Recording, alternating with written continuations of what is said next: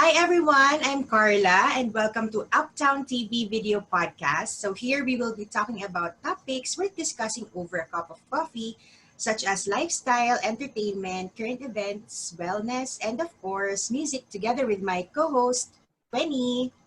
Hi, Uptowners! I'm Wenny, and it's a beautiful weather we have here today. And I think it's a great day for another great episode. Yes, actually nakaka-excite talaga yung discussion natin today kasi yung topic natin is about the overall mental and physical well-being, di ba? So alam mo naman sa panahon natin ngayon because of this pandemic, madami talagang kababayan natin ng depressed tsaka full of anxiety. Totoo yun. I mean, sino ba naman ang hindi made-depress, Carla? With the rate we are going right now, with the pandemic ongoing, there are a lot of people who lost their jobs.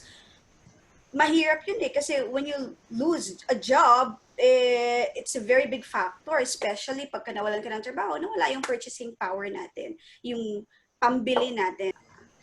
Yes, totoo naman. Kaya nga today, let's talk about yoga and how it can help us cope with the pandemic. So, totoo lang talaga, di ba, taking care of our family during this time, it takes a toll in our mental and physical well-being.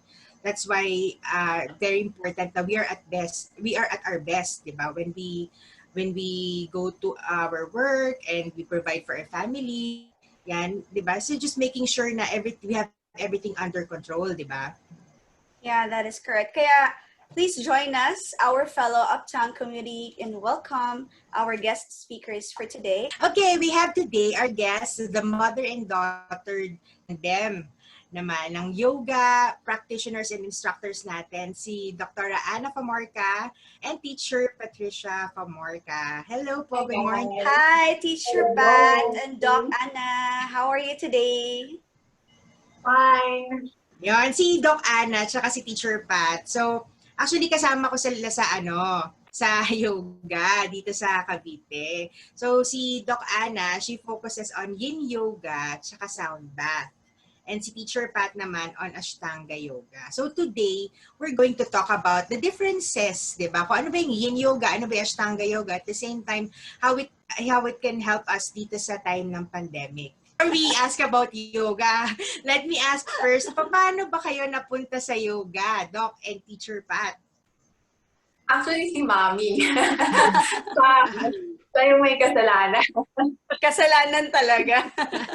No, hindi. Kasi before, syempre with yoga, lalo dito sa area namin, it's not normal. It's not usually out there. So, nung meron siyang nakita na isang restaurant na nag-advertise, na nag-offer ng yoga classes, gusto niya mag-join.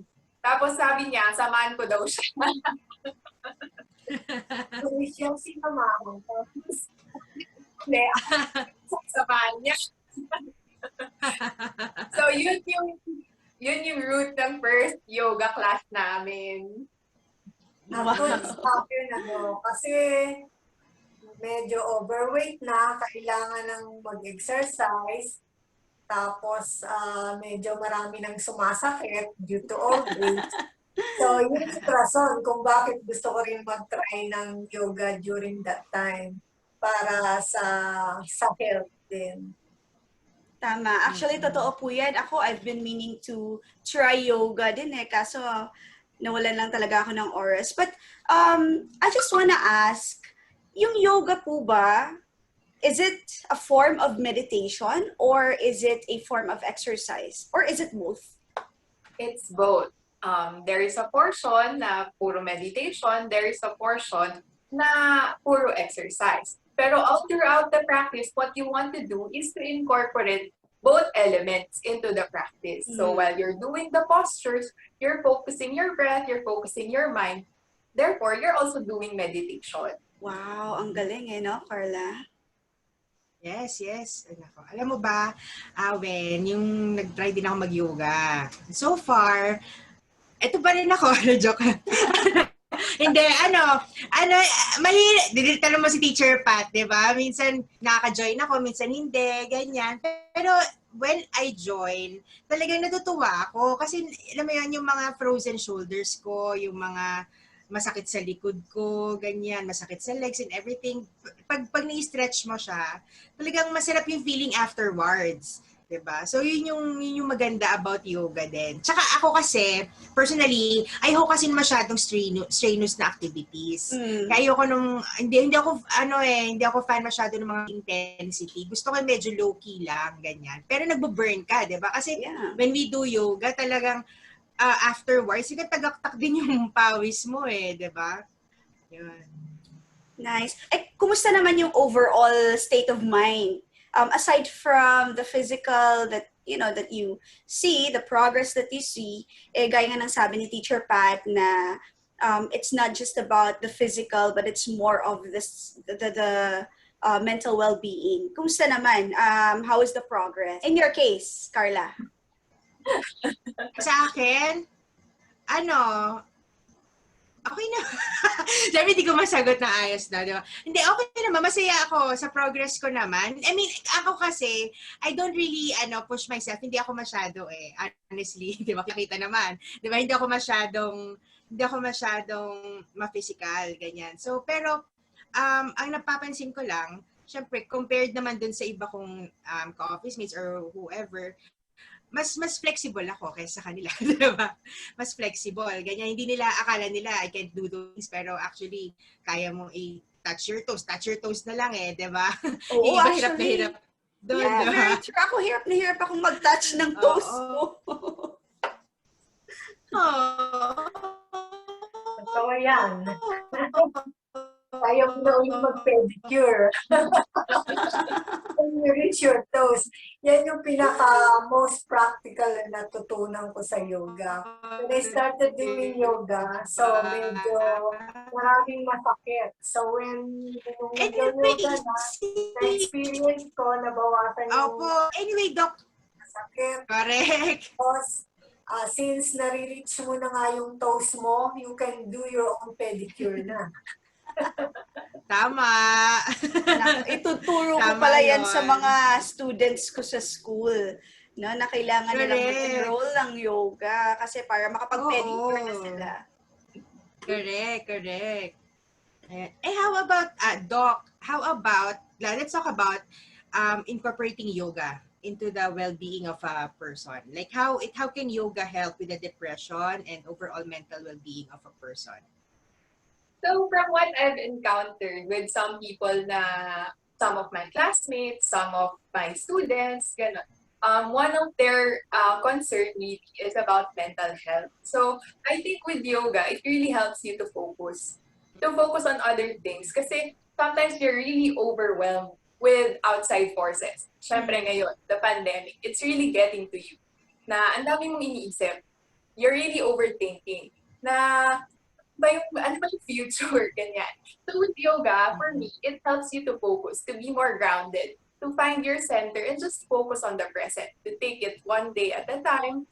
You're not rushing, you're not really, hindi mo iniisip yung future, but it's more of kalmado ka when you face the future. It's like that for me. Yeah, and I think that really helps a lot kasi gaya nga ng sinabi mo, Teacher Pat, na because of, what's happening around us, sino ba naman ang hindi matatakot? I think every one of us are really scared kasi a lot of people lost jobs. And, the fact that you lost your job, how can you protect your family? How can you put food in the table? And I think what you really said is really true. Na sometimes what you just need to do, especially at this time of chaos, is to just, find your center and really find your focus. And, yoga would really help when it comes to, that part, basically. And I have a question pala. For people who want to get into yoga, ano po ba ang kailangan nilang gawin sa umpisa? kasi I think, if I understand it correctly, there are different types of yoga practice. So, what should a person who want to get into and involved in yoga do? I think yung pinakauna um, is to have your mindset. With yoga practice, it really comes from the inside, from you. You really have to display na you want mo to do the practice, to establish a practice. So that's the start. Na you have the mindset na I want to start yoga. So what's next? What is your goal? What do you want to accomplish? With Miss Carla, is it just for the physical part? Do you want to improve your flexibility? Do you want to get stronger at your meditation? Are you comfortable with doing more dynamic movements, or do you want it in a more relaxing, more meditative, restorative way? So, what do you want yoga to do for you? What's your goal? I think you have to ask yourself those questions and then try classes. There are a lot. So you can research on the background, maybe what people do during these classes, and then encourage people to really try. Kasi all of us, we have different experiences during the classes. Ito yung experience ko. When I started doing yoga, 55 years old na ako. So, since yung rason nga kung bakit ako nag-yoga for health reasons, overweight, tapos maraming nararamdaman. So, as I was doing yoga na-experience ko na nawawala yung masakit, naging more flexible ako.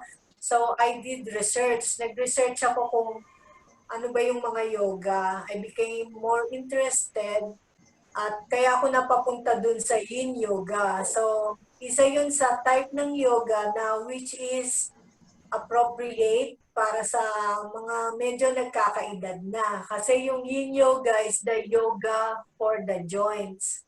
So, yung medyo may stiffness ng nararamdaman, stiffness ng joints, kulang sa flexibility, malaki ang maitulong ng yin yoga para dito. So, it's the yoga for the joints and the connective tissues. May ganun din How- pala, no? Oh. How about yung Ashtanga? Ano naman yung Ashtanga yoga? So Ashtanga Yoga, it's really a systematic practice wherein you try to synchronize your breath with the movement. So it's already a set practice. There is a sequence of movements already established by the founders.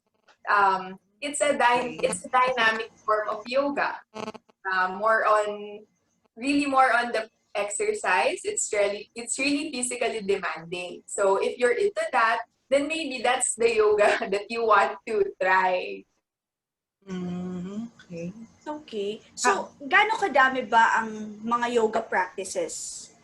Since you mentioned that there are a lot of, different types of yoga. Aside from yin yoga and the Ashtanga yoga, are there any other types of yoga na we need to know? Yes. What is common usually, lalo sa mga gyms, what gyms offer, it's vinyasa yoga. So vinyasa, it's really it's dynamic. It's more of an exercise. If you want to do exercise, challenging poses, really it's vinyasa. So even Ashtanga, there is vinyasa. It's all connected. Pero what's different is vinyasa kasi it's not a fixed series of movements. Unlike Ashtanga na we follow a series, a sequence na ito yung susundin natin. With vinyasa, it depends upon the coach. If I want to do this pose today, then we'll get through the practice doing this pose. Ganun siya. Nice. Okay. So, kung ako, I wanna get into yoga, or any other person wants to get into yoga, what are the types of yoga that you would suggest for a first-timer? Depends pa rin sa'yo. Kasi, with Ashtanga, I do say that it is physically demanding. But if you're a beginner, options are given for you. So, syempre, each of us were moving through different levels. So, nasa sa'yo na yung start eh. Kasi we didn't, even ako, hindi naman ako nag-start na nag-headstand. Hindi naman ako nag-start na nagbo-backbends, right? So, it's really up to you. So, what's important is to start. To find it in yourself na today I want to start yoga. So, I do it. Even if small, mag-start ka sa small movements, that's okay. You just focus on your breath. You want to breathe for a while, for a few minutes, just to be with your thoughts. Then that's okay. That's also part of yoga. Kumbaga, it really depends on the person if what they want to achieve is the meditation part, or if they want to achieve the synchronization of the physical with the breathing exercises. Yeah. Actually, it's a whole process. At the start, maybe hindi mo pa ma-appreciate yung mga meditation part, yung breathing part, maybe it's boring for you. But all throughout the practice, kasi nga, it's a process. Maybe later on mo pa makikita yung significance na, ay, kaya pala ganito yung hinga. Para ganito yung benefit niya. So, it's your own personal journey. So, what you can bring to yourself with the practice. That's really good to hear. You know, there are a lot of information na natutunan ko dito sa discussion natin right now. And yun nga, I think, you know, one of these days I'm going to try and probably start one. Before actually, Carla, I just don't know how or where to begin. Kasi nga, I don't know anything about yoga. The only time that I have known yoga was when I did some research, and I found out that there were a lot of poses, but then again I still don't know where to start. So I don't know if ito ba ang dapat kong unang gawin, or if this is what I'm gonna do first.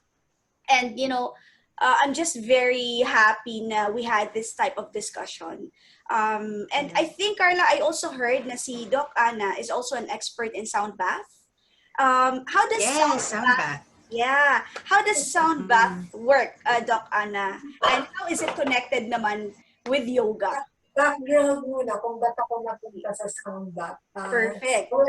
When I experienced the benefits of yoga, I became interested sa yin. So, nung may opportunity na train ako, become a yoga teacher, nag-enroll ako. So, I took yung yoga teacher training course. Naka 100 hours na ako. And supposed to be the third level is sound therapy. Kasama yung sound therapy. But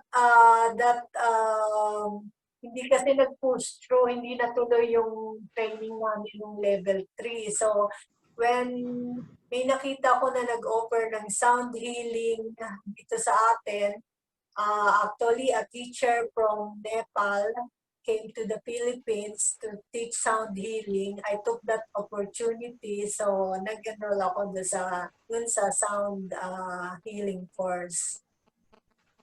So, ang training ko ay with the use of the Tibetan singing bowls. Yung mga bowls dito sa background. That's what it's for pala. To ask you that. So ano yung mga bowls nasa likod? The sound bath is just a part of that sound healing. Sound bath muna, ang aim mo is to relax.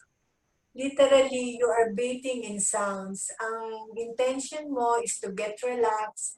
So, pag relax ka na, magiging kalmado ka na.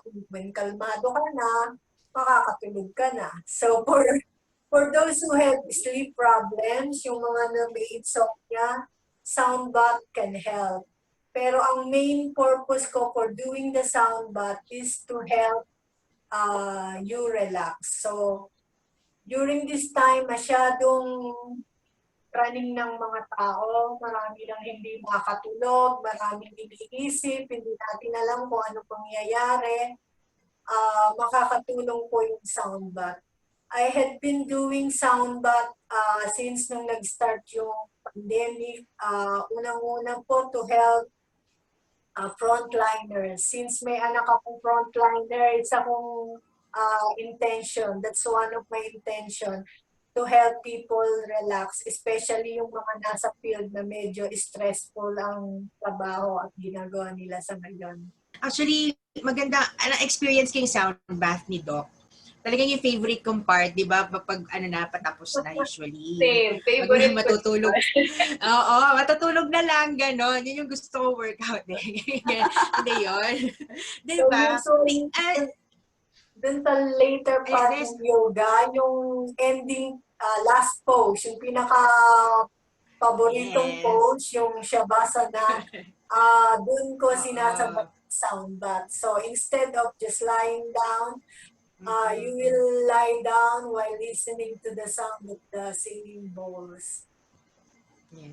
Ako personally, I know the difference yung walang sound bath tsaka yung may sound bath.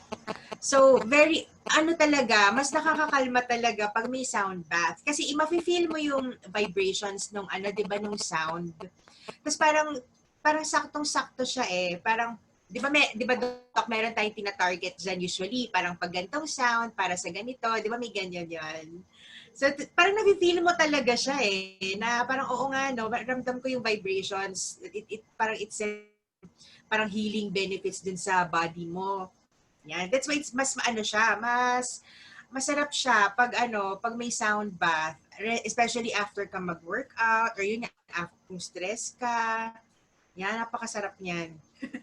Wow, sana naman mapakinggan ko yung instrumental sound of the sound bath. Actually, nakakatuwa and alam mo, ang dami ko natutunan.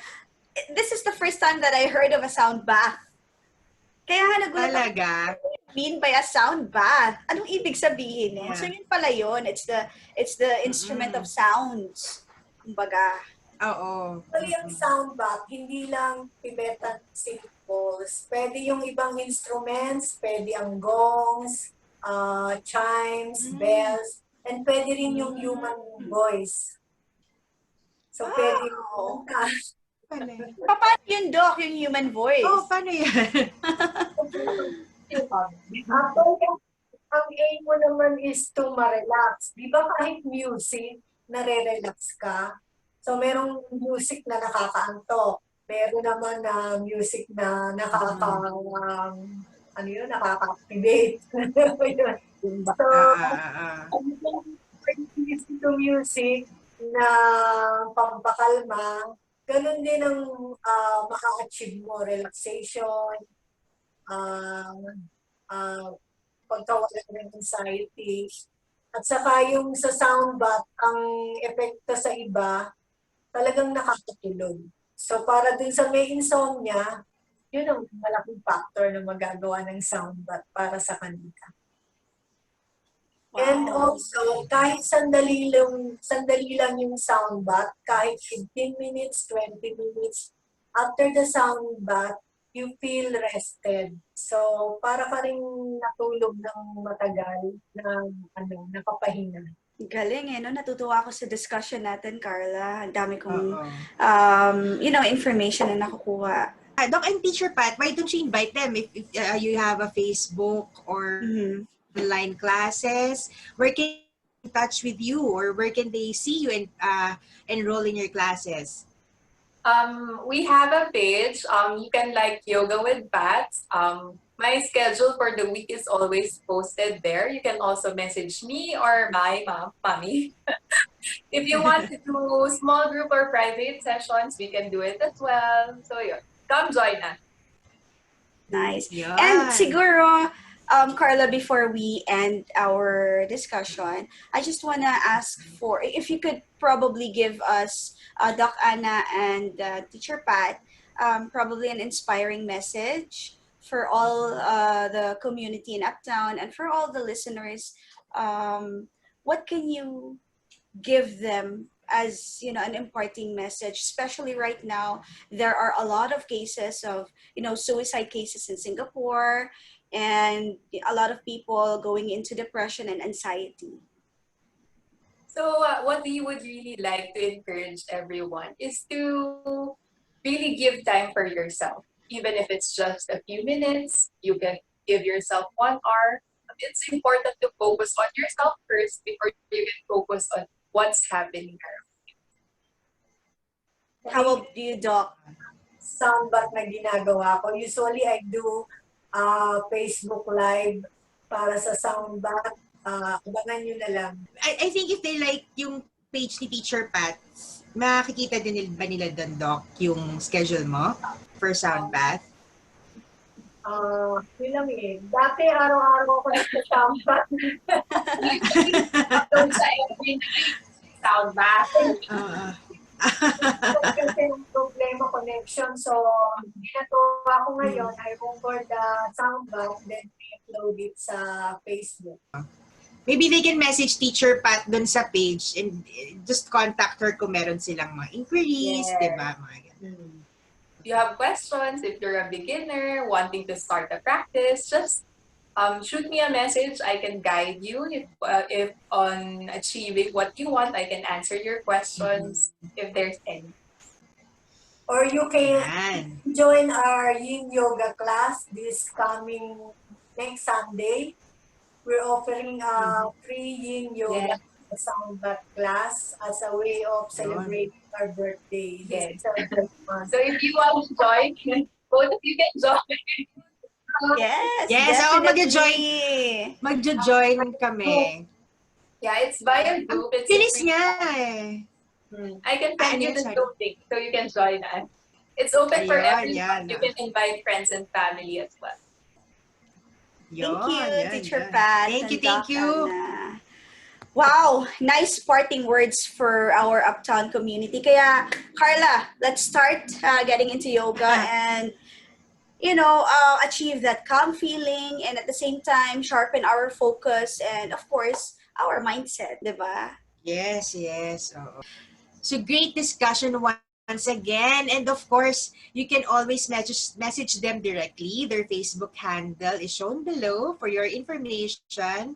And we also welcome your comments about our discussions. Just send in your comments via our Facebook handle at UptownTV and our YouTube channel at UptownTV, and we'll definitely look into it.